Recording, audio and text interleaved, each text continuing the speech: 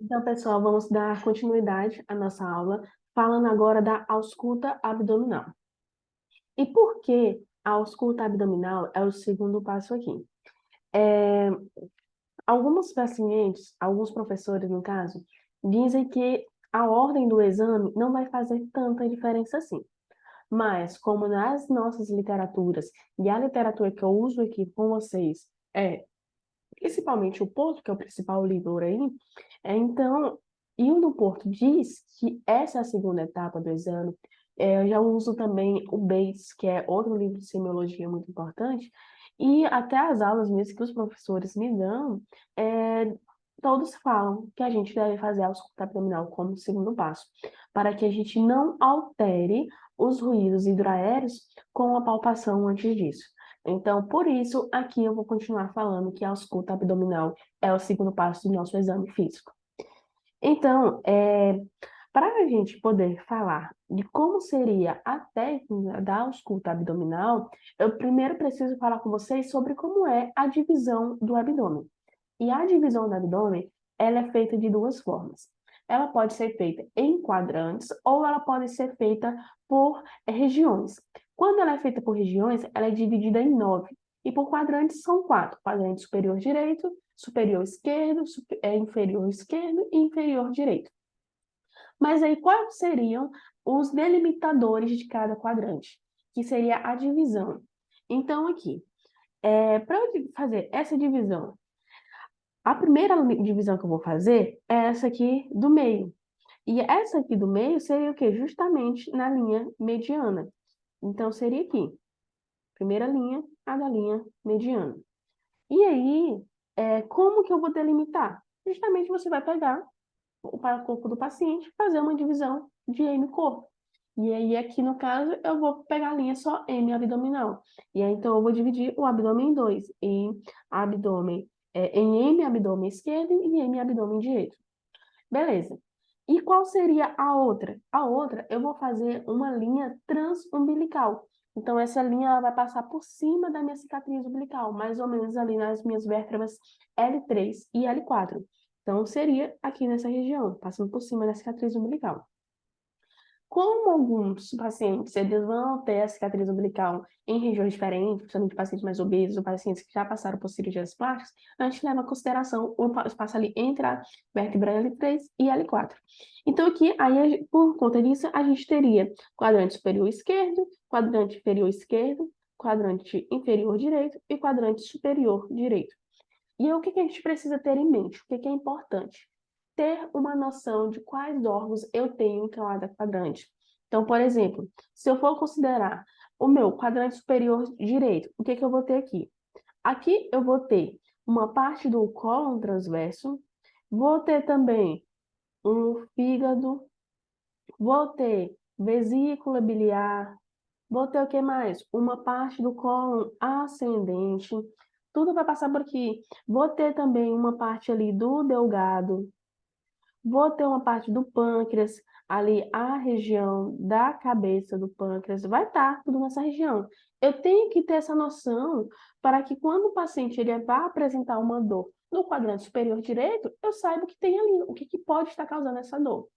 Agora, quando eu falo de quadrante superior esquerdo, o que eu vou ter aqui?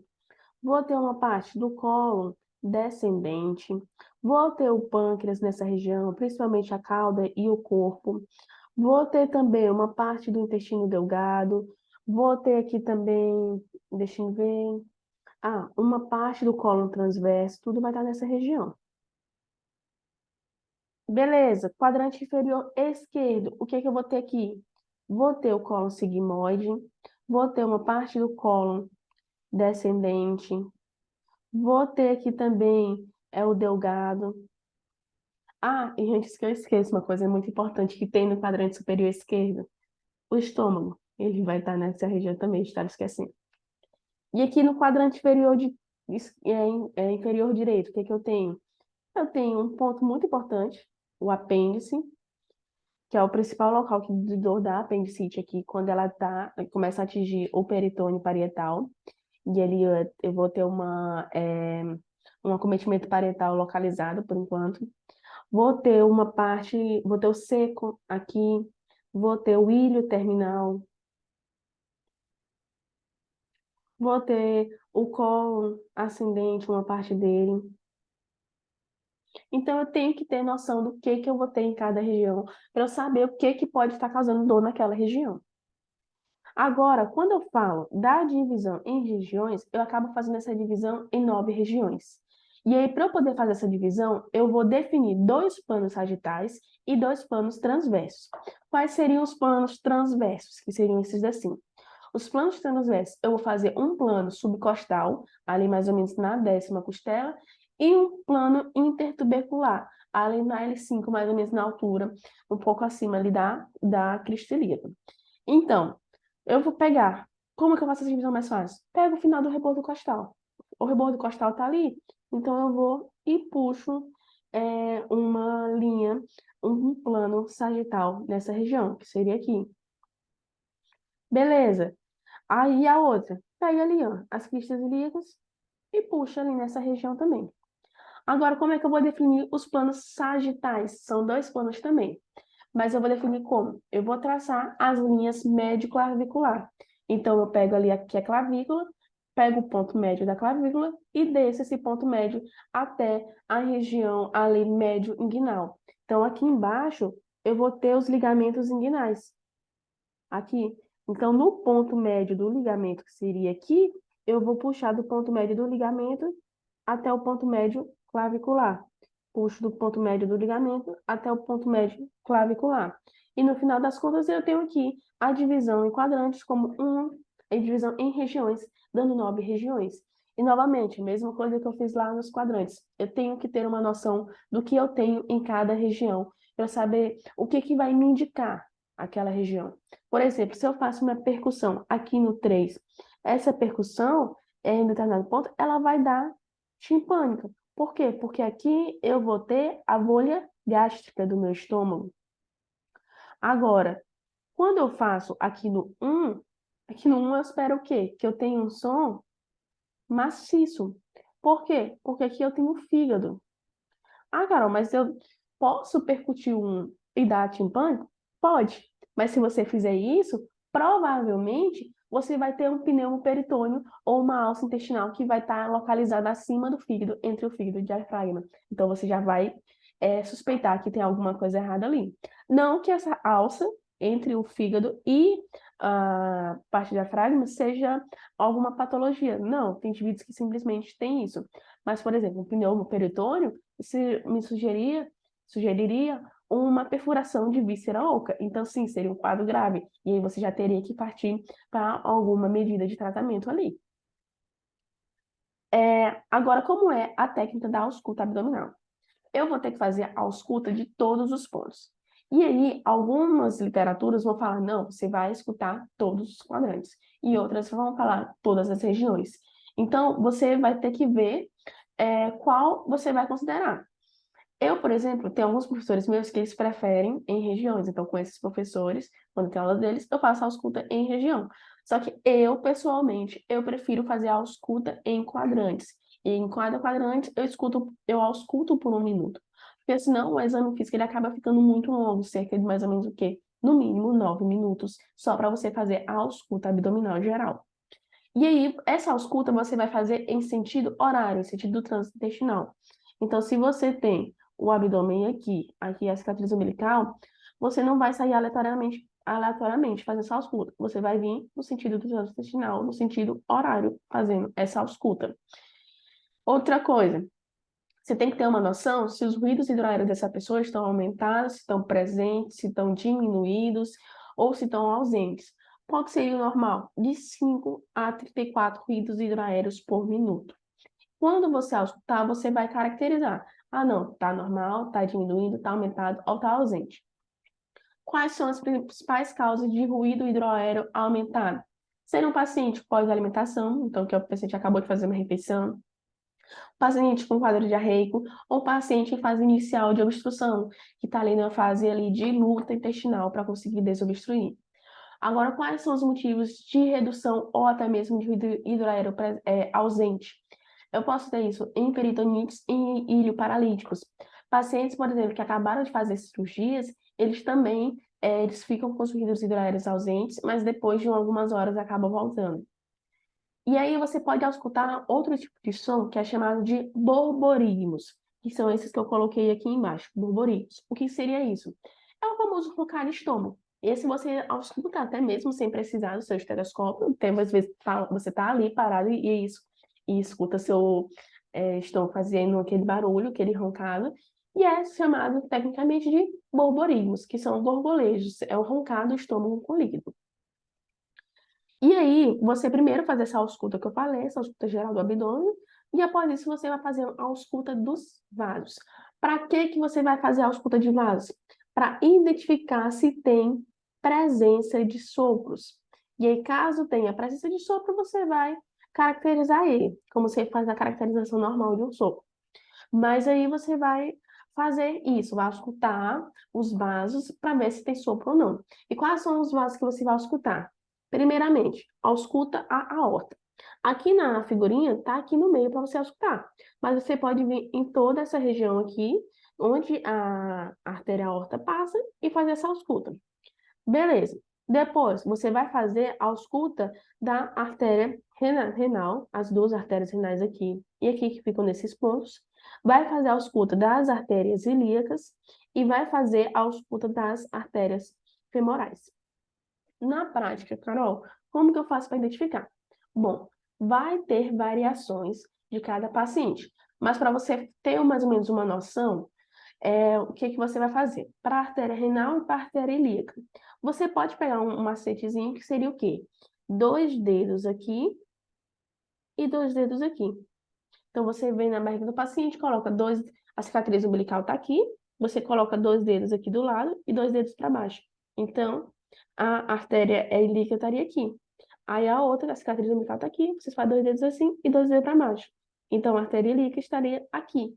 É um macete, não é exato, porque vai variar de cada paciente, mas é só para ajudar você a ir localizando.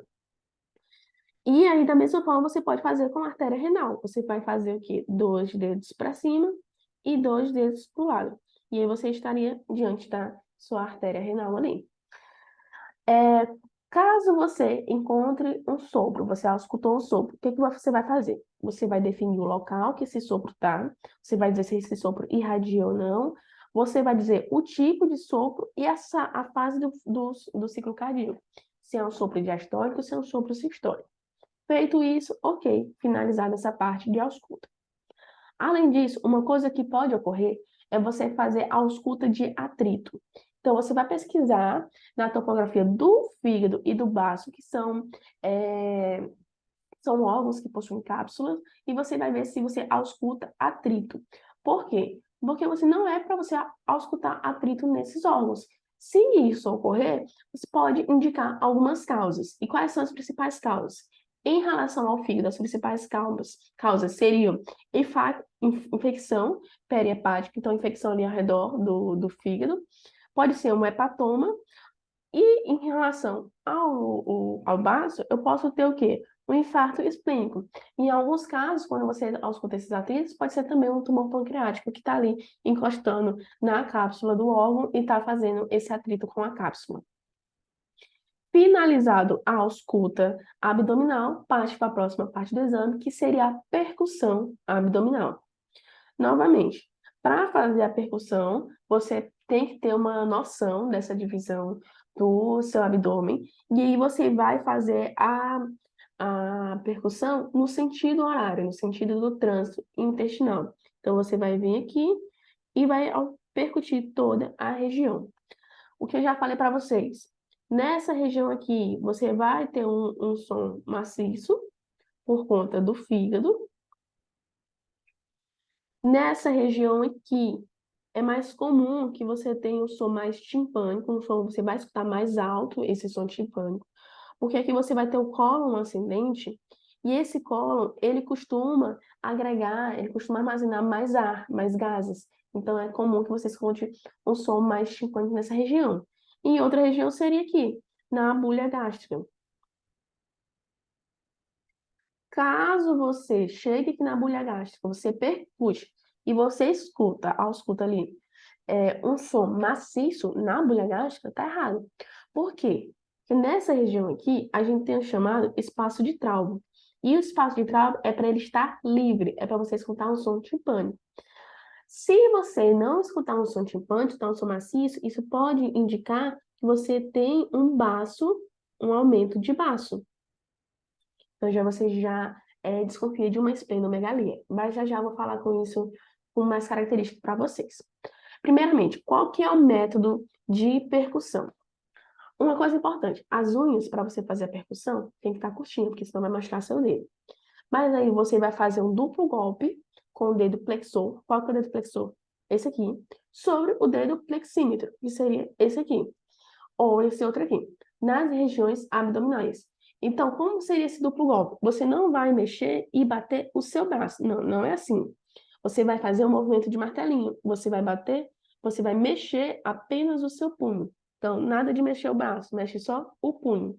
Sobre o seu dedo flexímetro. Então, você faz isso aqui e vai bater. E aí, quando vai estar em cima da superfície abdominal, vai fazer o barulhinho. E aí, fiz aqui.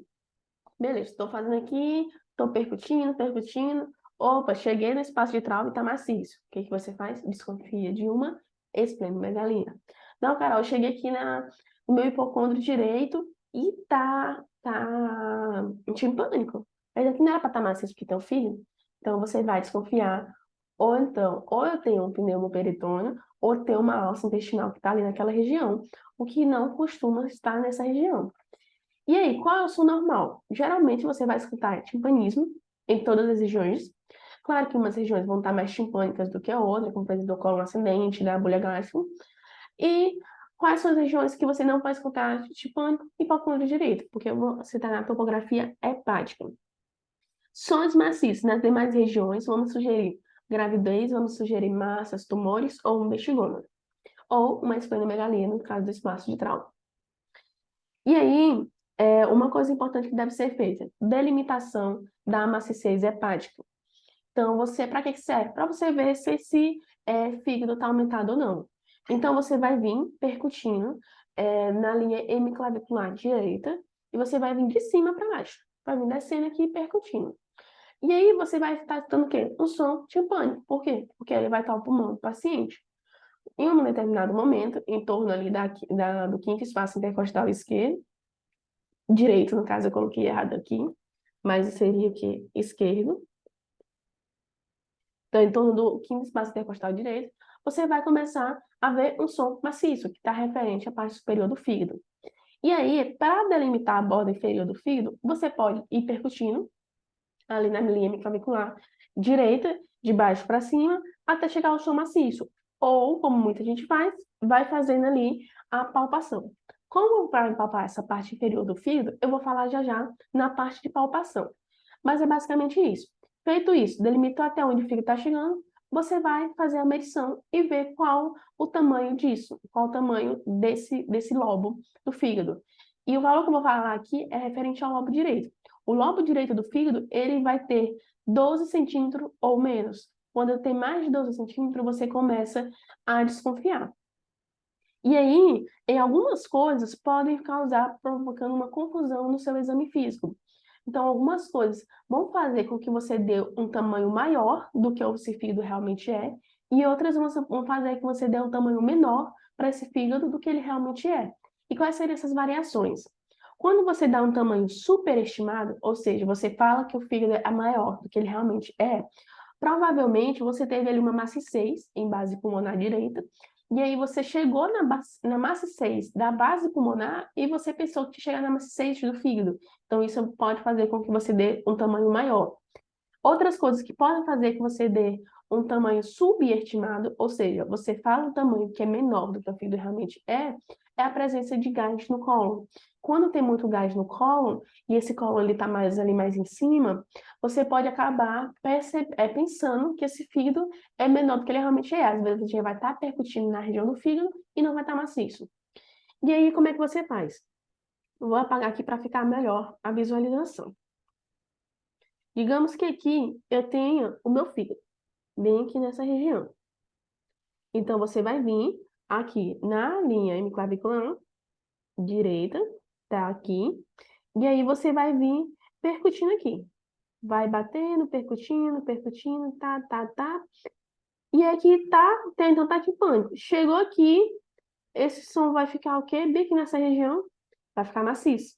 Aí você vai vir aqui por baixo, vai percutindo, ou pode ser palpando, até chegar aqui nessa região. Chegou aqui, você mede o tamanho. Deu 12 centímetros ou menos, ok, tudo certo.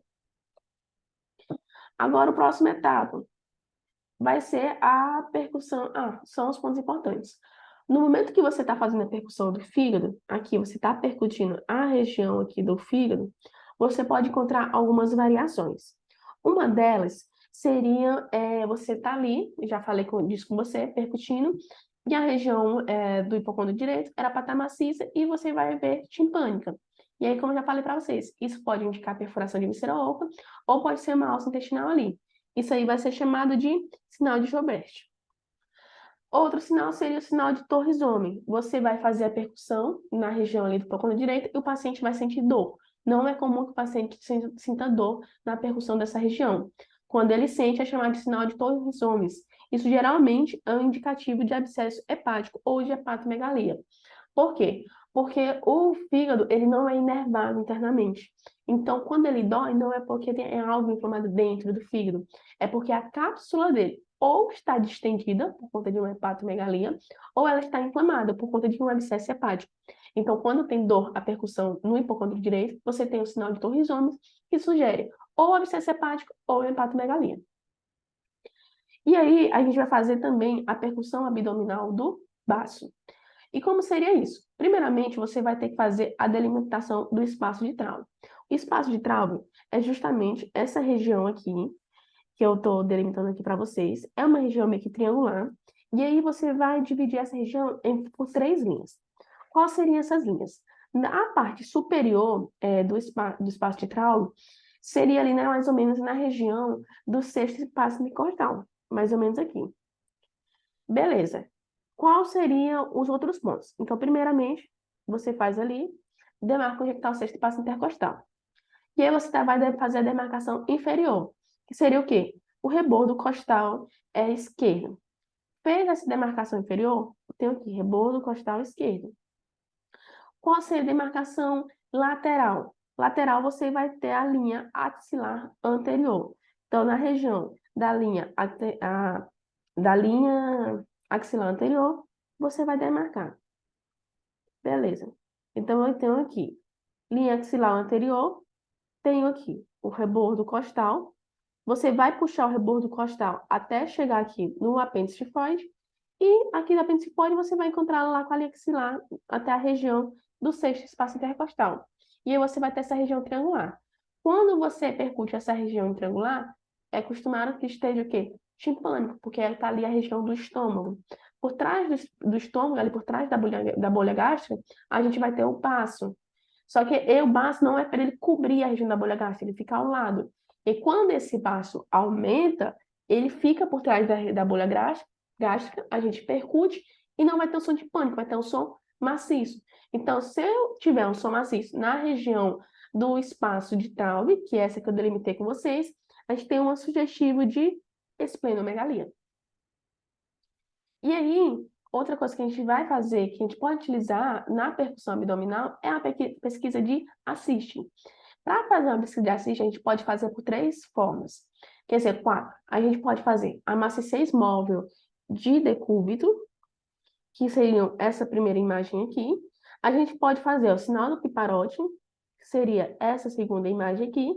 Pode fazer o círculo de Skoda, que seria essa terceira imagem aqui, ou o sinal da poça. O sinal da poça quase não é utilizado, e até por ele ser pouco eficaz e ser muito constrangedor para o paciente. Então, eu acabei nem colocando ele aqui. Mas o que seria? O paciente, ele vai ficar de joelhos aqui na maca e vai apoiar os braços. E aí, você vai aqui na região do hipogástrico do paciente e vai percutir. E aí, você vai ver se tem maciçez.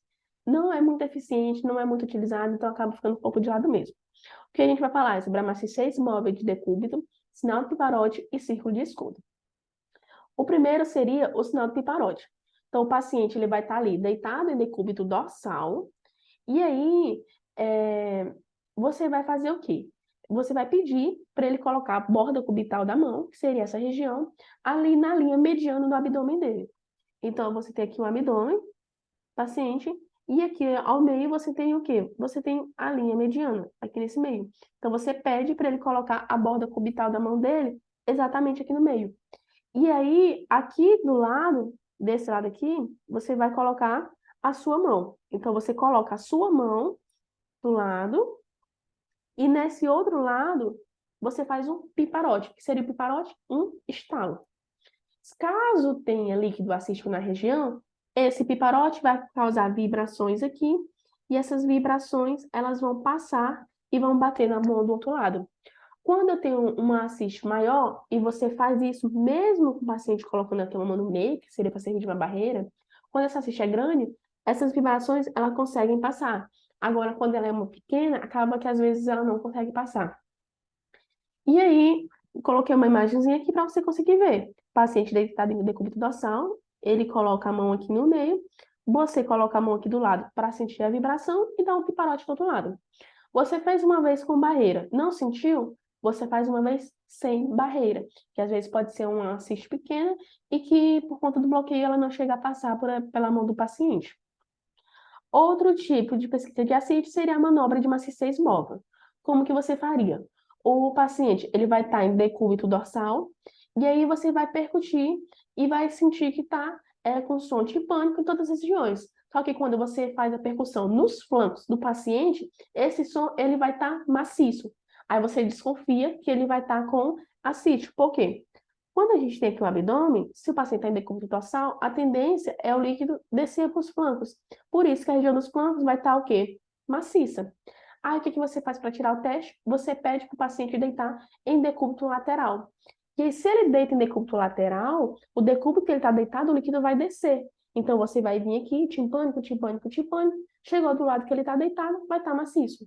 Vou mostrar uma imagenzinha aqui para você conseguir ver melhor. O paciente está deitado, o líquido vai descer para os laterais, descer para os flancos. Quando você faz aqui no meio, vai estar o quê? Tudo isso aqui vai estar timpânico. Chegou aqui nos flancos, vai estar maciço. Para tirar a prova, você pede para o paciente deitar em decúbito lateral. Aí a parte que antes estava maciça, agora está timpânico, porque o líquido desceu. E essa parte de baixo, quando o líquido desceu, vai estar maciço. Isso seria a manobra de maciez móvel.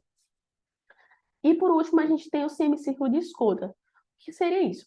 Eu já vou direto para a imagem, que é para vocês conseguirem ver um pouco melhor.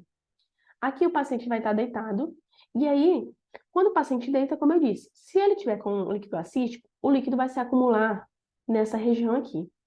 E aí você vai fazer o quê? Você vai percutir em raios radiais. O que seria isso? Pega a cicatriz umbilical como ponto de referência.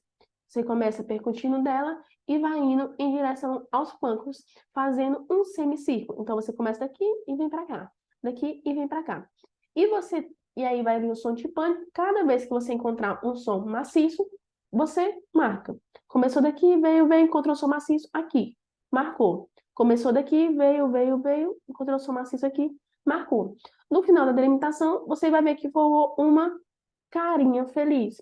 Quando você tem uma carinha feliz, que é chamado dessa forma, você pode ter um indicativo que esse paciente está com uma ascite.